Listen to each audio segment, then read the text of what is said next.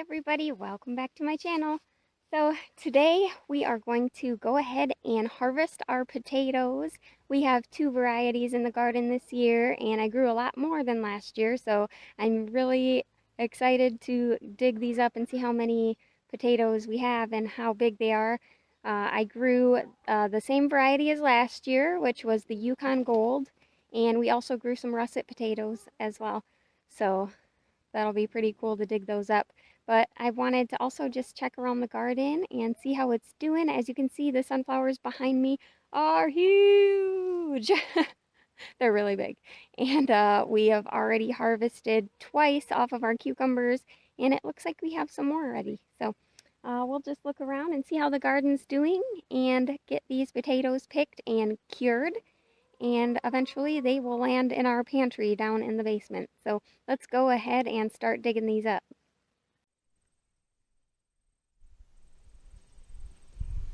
Our tomatoes are doing fantastic. We have got tons of tomatoes on. None of them have ripened yet, but I see some are starting. You can see one right there starting to ripen. So that's good. I can't wait to have some tomato products back on the shelves.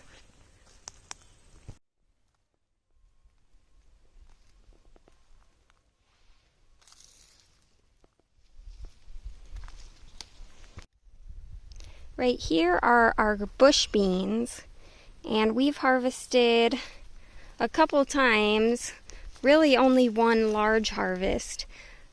These were I believe they're called a Jade Bean, and they are advertised that they don't need to be staked. And I have found that that is not accurate, at least for mine, because they have all blown over in the wind, and many of them have broken off completely. So I have lost a few, and you can see this one right here is an example, is dying off now because it was blown over and it cracked right here at the base. So we do have a lot of green beans on to go ahead and get harvested. But if I grow this variety next year, I think I'm going to go ahead and invest in some tomato cages for them. I think that would be the best, because staking them I don't think would be very handy to do because of the way that the plant has all of these pieces that come off. To stake it, you would be kind of tying to these fragile branches, and I don't think it would work very well. So I'm thinking maybe if I grow this variety next year, I'll go ahead and invest in a few tomato cages to put around them. We finally got another Tomatillo to grow next to our big one. So this one's been here for a while, unfertilized, unpollinated. And I was able to get another one growing, and it had flowers right here, although it looks to be dying now.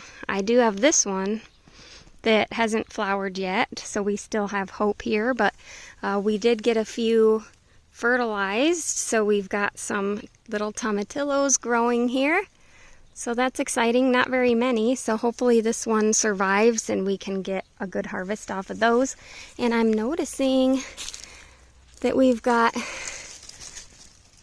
some of these San Marzanos are starting to ripen up in there.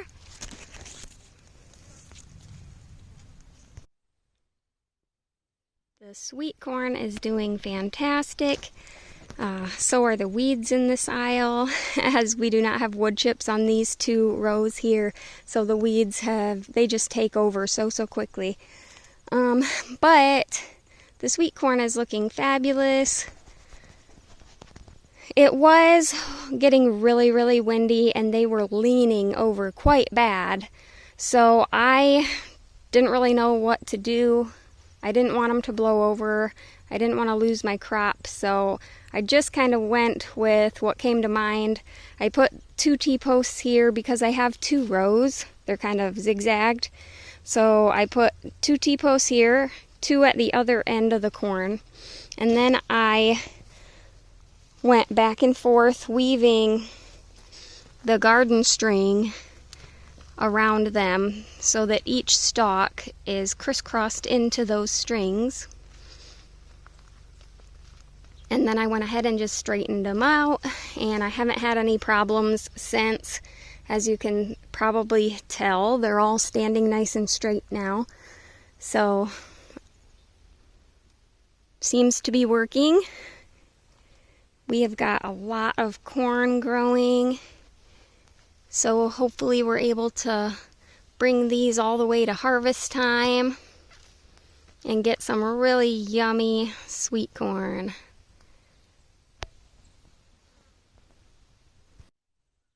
So here's the cucumbers. You guys, if you've watched my other videos, you've already seen the cucumbers. You've heard me talk about the cucumbers. It looks like we have a good amount ready to be harvested again for a third time. But you have probably heard me talk about the struggle with pests on these cucumbers.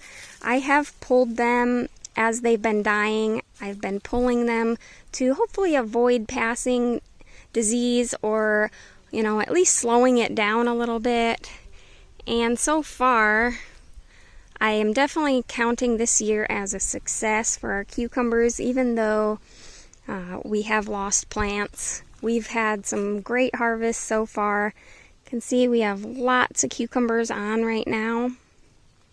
So I'm very happy. And the pickles that we've been canning, you guys, they're so yummy and they're so pretty in the jar. But let's talk about these sunflowers. Holy cow. Look at how huge these sunflowers are. These are the mammoth sunflowers, so they should be right about up to 12 foot tall. So as you can see, they're pretty huge. Some more than others. Some were started a little bit later because of pests killing them off as they started, but they are huge, and we've got this whole row. Just look at how huge this sunflower is.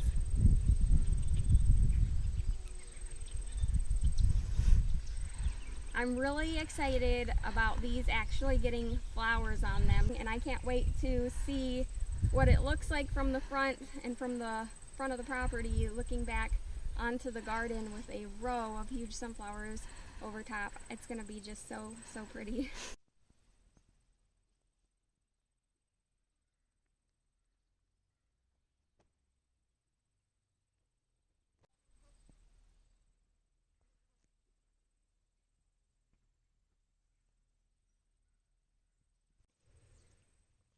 We have got finally a good amount of jalapenos coming on.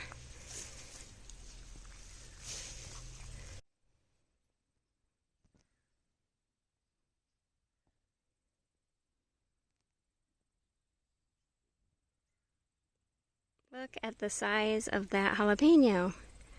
Some good ones in here.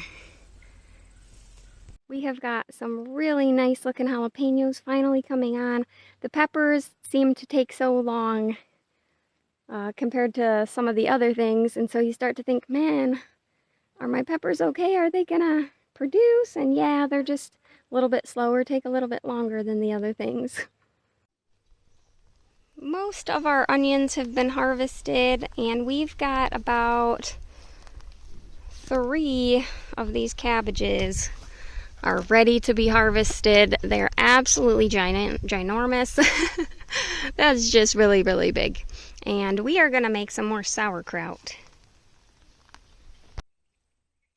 The broccoli has come and gone over here, and we are just continuing to let it grow, and we are harvesting the rest of the little flowerets and leaves for our pigs and chickens and rabbits. They really love the broccoli, all parts of it, so we just let it continue to grow throughout the season and feed our livestock with that. I do have a second harvest here coming up. We've got 1, 2, 3, 4, 5, maybe 6 smaller broccoli coming along here. And so we should get another harvest later on and just continue to feed ourselves and our livestock.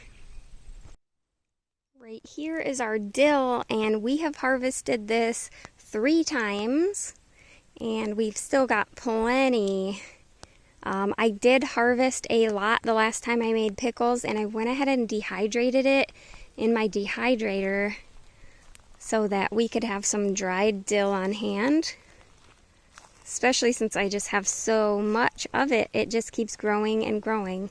I love growing my own dill. I do it every year because I love having all homegrown ingredients, as most as I can, for my canning.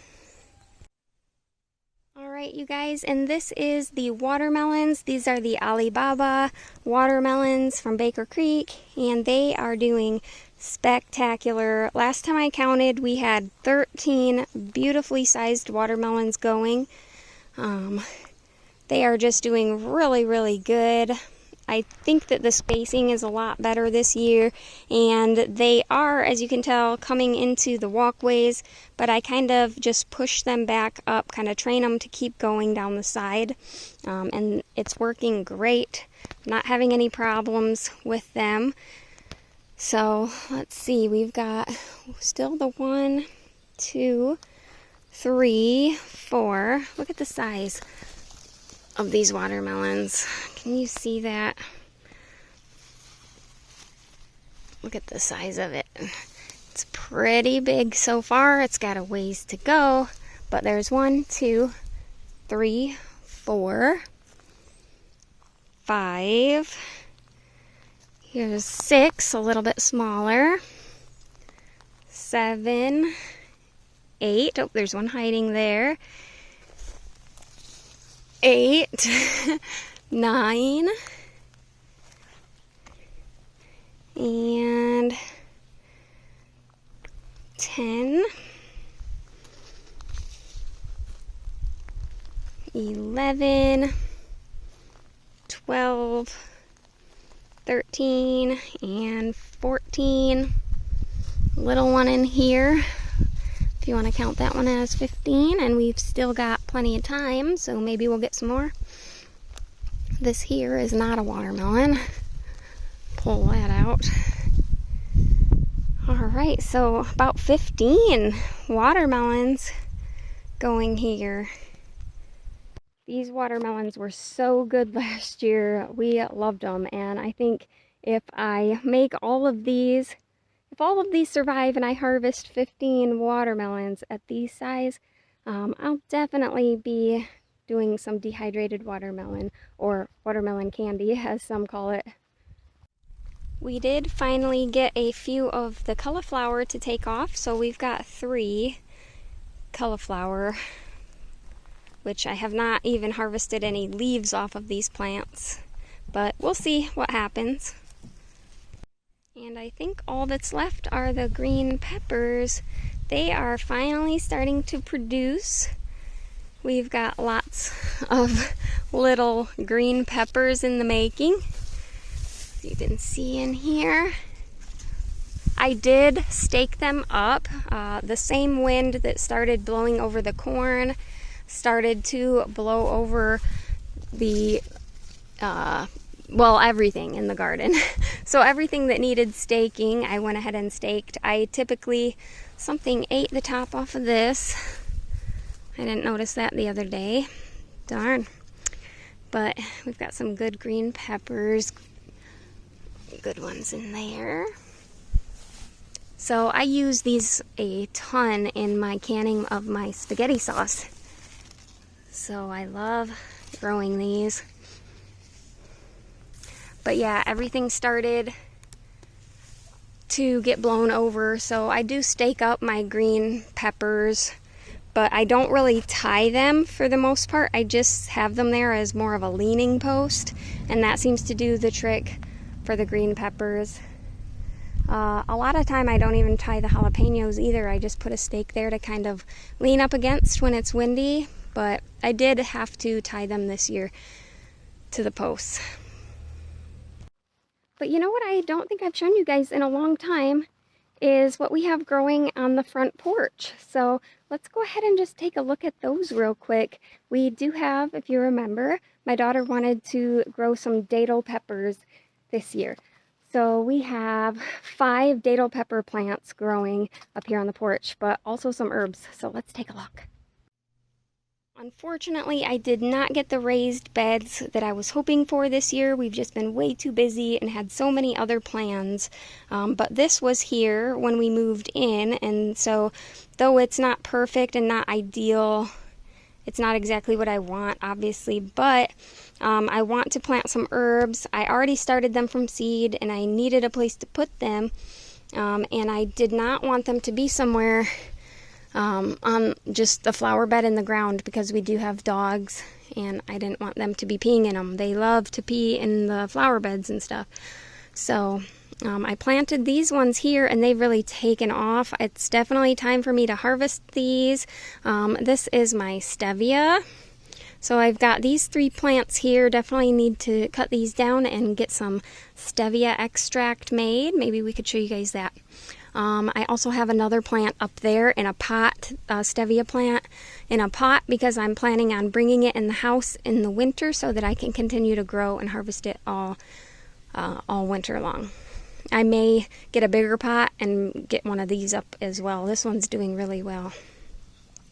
Then we've got this right here, which is mint, and I think one of my mint seeds got put over here with the echinacea, but this is echinacea purpuree, and this is some yarrow that we have growing. So here is the majority of the herbs and also our datil peppers. So this is catmint right here. This is spearmint, which I've harvested a couple times, and looks like I can cut some more off of this as well. And these are great for tea. Right here is some chamomile. It definitely needs a bigger pot or to be planted in the ground. And this is another thing of yarrow. This is bee balm. This is that other stevia. And then here are our 5 datil pepper plants. They're getting quite tall.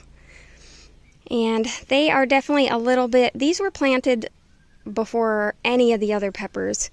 They are bigger than any of the other peppers, but they are just now starting to flower and get some peppers on them. So you can see right here, we've got our first little datil pepper. So these are going to be super, super hot peppers. And I still need to plant these somewhere. I just don't know where to put them. These are lavender. There's a ton of lavender in here. I started these from seed, and because I don't know where to put them, they're just sitting here. They're still doing well, so it's okay. We had a bunch of rain yesterday, so I need to dump this out. But this is some more bee balm. Oh no, this is lemon balm. And then this is lemon balm, which doesn't look like it's doing very well. And this is our lemon tree. Alright, but that is everything that we're growing. So let's go ahead and get these potatoes dug up. Alright, so we are going to harvest these ones first, and to be honest, I forgot which is which. I have one variety here and one variety at the other end, and I forget which was which. But I'm going to go ahead and dig these up. My guess is these are the russets, but I guess we'll find that out shortly, won't we?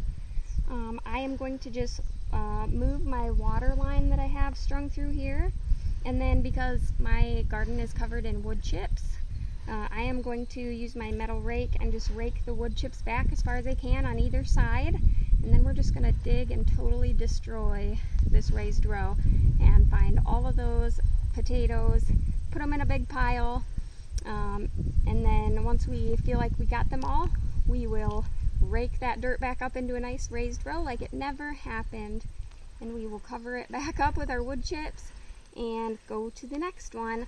We will probably have to go get the wheelbarrow to get all of our potatoes up, but we're just going to pile them for now.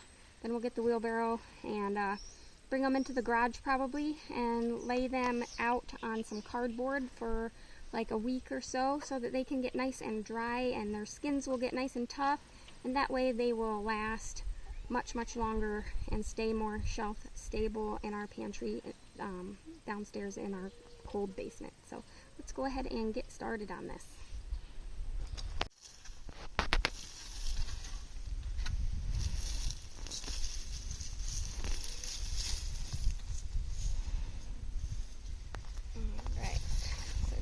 judge too hard at how many weeds we have in here. So I normally don't wait until the plants are completely quite this dead, but I've just been so busy, so they should be nice and big and fully grown at this point. Alright, we got all of the wood chips pulled back away. I abandoned the metal rake because we have so many potatoes right real close to the surface, so I ended up just using my hands. And we are going to start digging these up now. There's a ton right at the surface, so we will see how many we get.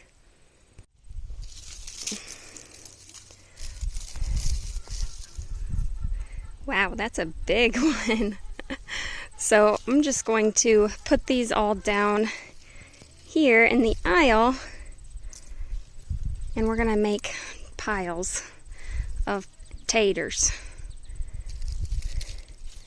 and dig through this mound to get all these taters. Whoa!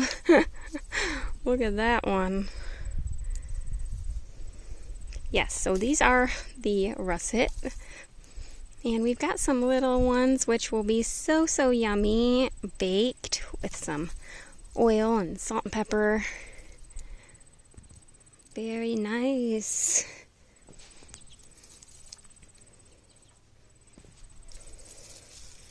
And we find these little gross buggers, and we have a nice little bucket we're collecting for our chickens.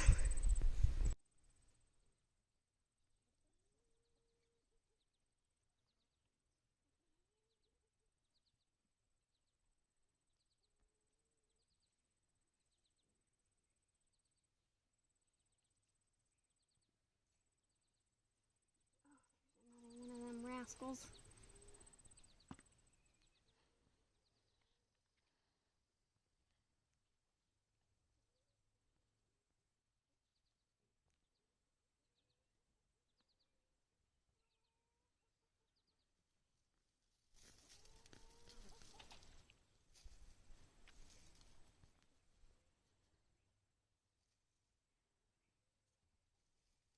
There's a teeny tiny little one there. That one is rotted.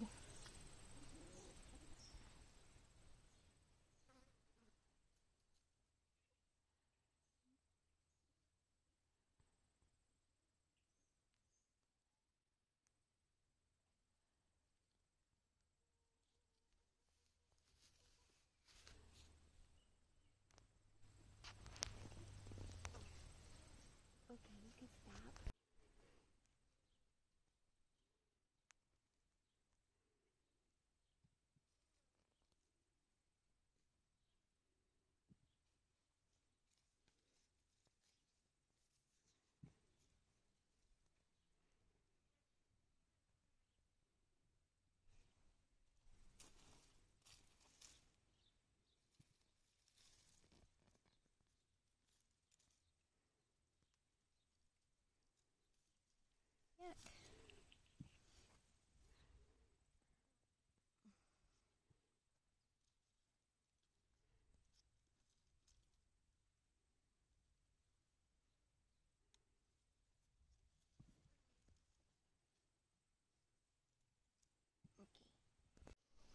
Alrighty, so we got all the russet potatoes done, and you can see this is our harvest here on my right, and on the left we've got all the plants that we'll pick up and throw into the chicken run area for the chickens to pick through. And we will, once we get all the potatoes harvested from the other side, we'll go ahead and get the row raked up nice and pretty and put our covering back on top. Alright, we got all the russets into the wheelbarrow. We're going to put these in the garage or the barn, lay them out, and let them cure, just dry up, and let those skins toughen up so they stay nice and fresh. In the meantime, we also went ahead and got the row all put back together, so pulled the weeds and got everything raked back up, so it's like it never happened. We also went ahead and pruned this flower. I've got some pruning to do on these flowers. Some lots of weeding to do. Hopefully I can get done later, and next we've got to go ahead and harvest those Yukon Golds over at the other end. Alright, I got all the wood chips pulled back over here, and it's time to dig up these Yukon Golds.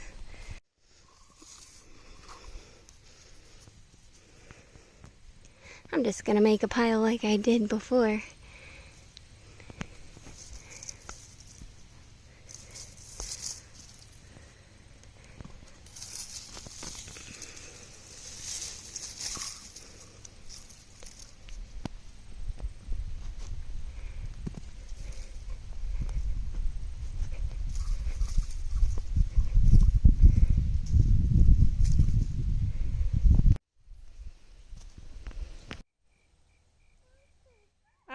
There we go. There is our Yukon Gold harvest. We got some very beautiful potatoes. I really like these potatoes.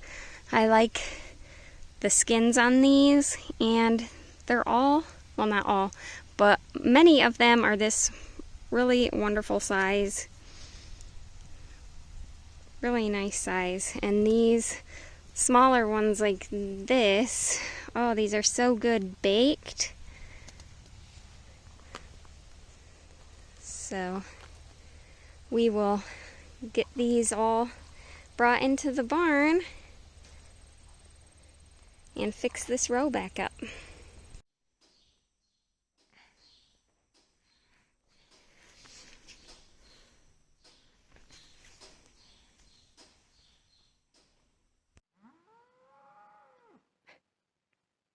I'm coming.